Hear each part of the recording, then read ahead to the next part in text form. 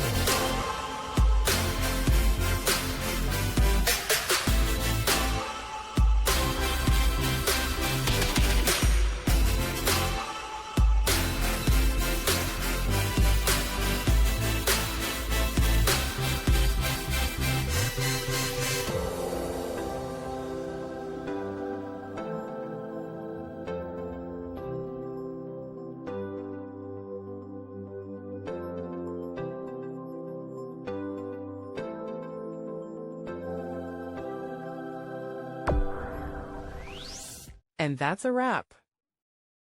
I hope you found the answer you were looking for. If you did, take a second to hit that subscribe button. It really helps out. And let me know in the comments which solution worked best for you. See you next time in the debug zone.